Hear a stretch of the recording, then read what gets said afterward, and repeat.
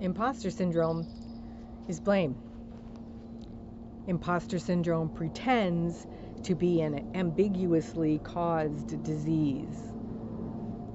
But imposter syndrome is simply blaming other people for your inability and unwillingness to take responsibility for yourself, your own talents, and your own skills, and using them appropriately for you. Imposter syndrome shows up as a feeling of repulsion or deep resistance to an imaginary self-imposed standard. The standard comes in the form of a label that confines, represses, and denies all freedom of agency of doing it yourself. So imposter syndrome is always self-diagnosed, and its cause is always the diagnoser.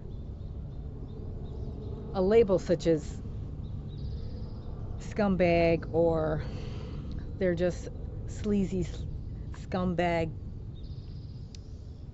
people that don't know what they're talking about.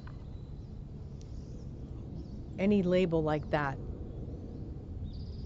If somebody is doing something that you want to do on YouTube, and you're labeling them and you're saying that you have this imposter syndrome, what you're doing is you're blaming those people, and there's a jealousy of their willingness to get out there. There's a jealousy of their audacity. What you want is that same. You want that same confidence level to get out there and say what you know, or do what you know, whether that imposter syndrome is applying for a job, or getting on YouTube, or having a channel, or creating a forum, or maybe you want to create a group. Maybe you want to create a community in your community. Maybe you want to be the first one to do something in your park or something like that. Whatever the case is, whatever the imposter syndrome is that you think you have, it's blame. And it's coming from a deep-seated jealousy of the audacity of others that are doing what you want to do. And it has nothing to do with their abilities or whether or not they're credible or their authority, because you can criticize them all day. But the fact is that they're doing it and you're not. And because of that, there's a jealousy that they have the audacity to do that. And that's the bottom line. Imposter syndrome is blame. So imposter syndrome shows up as a feeling of repulsion or deep resistance to an imaginary standard. So you're repulsed at this standard that you set for yourself. I've got to be better than that. And you're resistant to the idea that you could possibly be that good. But you are that good. But you don't try. And so you blame others and you call them slimy or sleazy or scumbags, or they just talk nonsense. They're just wannabes or whatever the case. But pick your label. Pick one. Because they're all blame. So if you have imposter syndrome, that's where you're coming from. It's very deep-seated. It's way, way down. Way, way down. How do I know this? I'll tell you how I know. Because I once was you. And this is a long time ago. Because I'm old. Than I was. But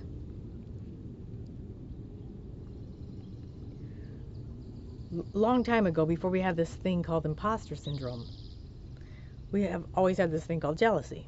And so there would be this, you could call people names, and then all of a sudden they didn't have any value. They weren't as good as you. For me, they're not as good as I am. I could do that way better. But I'm not. And so I got over that when I realized I was just blaming. Blame is insidious. So I'm writing a book on that now. It's mostly in my head, but nonetheless, it's being written by my little hands in my head. So this standard, the self-imposed standard, it comes in the form of these labels like scumbag, sleazy, slimy, whatever. And they confine. And those labels that I was applying, this is 30 years ago, 40 years ago, literally. I mean, that's how long ago it was when I figured this out. That these labels that are being applied, that I'm applying, that you're applying, It's coming from a deep-seated jealousy of, I mean, I wish I was doing that. Yeah, yeah, I do. I do wish I was doing. I do wish I was the one doing that. Yep. I do wish I was the one teaching college. I did teach college, and I loved it. Every last minute of it was fantastic. But before I did that, I had to come to terms with the fact that I was jealous of somebody or somebody else, something or somebody else in a position that I wanted. And that idea of not being good enough, that I'm an imposter, that's just blame. That is flat out blame. So whenever that label, whether you apply it, if you have the imposter syndrome, you think you have this imposter syndrome, you don't, you're just blaming. Because you're blaming when you have imposter syndrome, you're not just blaming the person, you're also blaming yourself. You're saying that you're the imposter. And so you're blaming this label, saying the label is the thing that's keeping me from doing this. But it's not true. And it is true, both at the same time. The label is, but it's not just the label. That label is confining, repressing, and denying all form of agency to you. So you are confined and repressed and denied anything, any power, okay? So imposter syndrome is just another word for blame, like I said. It's synonymous with lack of worth, and it's the foundation of victim mentality. And it writes the book of the language of poverty, literally. Blame writes the book of the language of poverty. Blame grows, nurtures, and feeds on feelings of lack and helplessness. And it builds an imagined prison with invisible handcuffs. And the most effective prisons are those with invisible handcuffs. And blame represses actions, all right? It confines ability, and it denies power. And as long as blame is in control, then everyone and everything remains in a prison. And so how do you deal with imposter syndrome? The first thing you do is stop blaming. Well, how do you stop blaming? You take 100% responsibility for your job, for your life, excuse me. You are the only person responsible for your life. Only you. Remember that.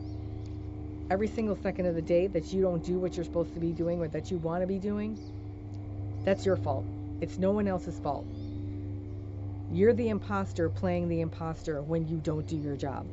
So there's a bit of a truth when you call yourself an imposter. You call yourself an imposter because you're really not doing what it is that you can do. You have the ability to be the doctor and have the YouTube channel. You have that ability. You can do that. If those are your credentials, you can do that. There's nothing stopping you. That doesn't mean that the people that are doing it, that aren't doctors and giving their information, are wrong. In fact, they're doing exactly what you want to do. So you can get out there and you can give information that might be more correct, but you're not. And so you're pretending to be disqualified when you actually are qualified. So you got two things going on. You're pretending to be a victim of, I can't do that. I'm just not sure because I don't want to be those people that are just spouting nonsense on YouTube. Well, you don't get to decide how I receive your information. Only you get to decide what you give. And if you give with intention, and your intention is in line with your integrity, your thoughts, your words, and your deeds are in line with what you give and what you receive, then you are living within your truth. You are living within your integrity. T for truth. T. Give, receive, thoughts, words, deeds, actions. They have to be aligned. So you're lying to yourself two ways, both that you don't have it and that you do. You have it. You have the abilities. You're not an imposter, but you're lying to yourself and saying you are an imposter. You're pretending to be an imposter. You're impostering an imposter. Yeah, I mean, this is deep-seated stuff. This is deep-seated stuff. I get it. But you got to let that stuff go and quit blaming everybody else and holding them responsible for your unwillingness to get out there and throw yourself in front of the dogs. Get yourself beat up a bit. Yeah, people beat me up. Oh well, not my problem. Not my problem. Because they're not the source of my joy. They're not the source of my suffering. If I can't take on their lives and I can't fix them. That's not up to me. And it's not up to you. If you have imposter syndrome, it's not up to you to fix everybody else so that you can live your life. I got to make sure everybody else thinks I'm a doctor. I got to make sure everybody else thinks I'm right. I got to make sure everybody thinks I'm qualified. The only person that needs to think you're qualified is you. And you are. You are qualified. Just sit and listen to yourself for 30 minutes quiet with doing nothing. Close the shades, put on your cover on your face, and sit in silence for 1 minute and listen to yourself. And ask yourself, am I qualified? And you'll hear an undeniable yes. Because you know at the core you are. You're not an imposter. You're all the authority you need. You don't need to borrow it. You don't need to ask for it. You have it already. Take 100% responsibility for your life. That's how you get rid of imposter syndrome. You take 100% responsibility for everything. Having a bad day, your fault. Having a good day, your fault. All the power's in you. Everything. You got it. You got it. I cannot find the button in the sunshine. Here we go.